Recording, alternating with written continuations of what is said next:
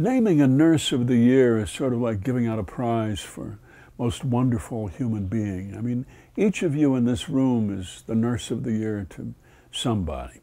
You bring professional care and you bring humanity to your patients and their families each and every day.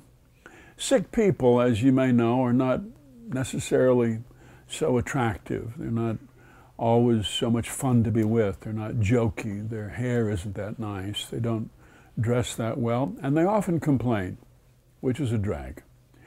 But you are there smiling when you ought to be smiling, and you are cheerful even if you don't feel like it.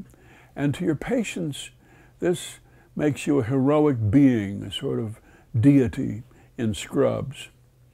The nurses who are being honored tonight include some interesting people: school nurses and nurses in advanced practice, a nurse who works with children with cancer and who developed a website to help adolescents who are dealing with symptoms and who are facing painful procedures, a hospice care nurse who's known for her vast patience, and an obstetrics nurse who cared for twin baby girls born 22 weeks early, little tiny things like sparrows with papery skin, and who talked to these little earthlings as she bathed them, which gave their parents hope that these children were not going to die. They were a great gift. A nurse who extended special kindness to the homeless who walked into the ER. A school nurse who took a boy under her wing who had suffered a head injury in football and who had 75 seizures that year, some small, some more serious, and she watched over him so that that school year was not the complete disaster that it might have been. Being a nurse means more than delivering medical care. It's being a human being to another person who is in need. And then there were these three back here. These three who are not nominees for Nurse of the Year, but they're winners in my book.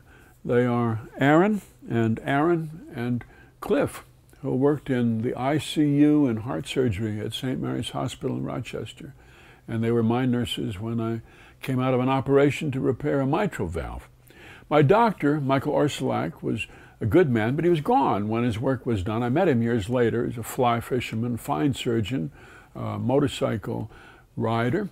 But when I emerged through the mist of anesthesia and my little boat came bumping up on the shore of life, I was surrounded by these kind voices of these three nurses who explained to me what this enormous tube was down my throat and told me that I was okay. I looked like a mess, but I was okay. I wasn't that happy, but I was okay. They were angels, and I will never forget them. I've said it before, I'll say it again. Nurses know almost as much as doctors do, and often they're a lot better at explaining it, and they're nicer. So congratulations to all of you, and thank you for everything that you do.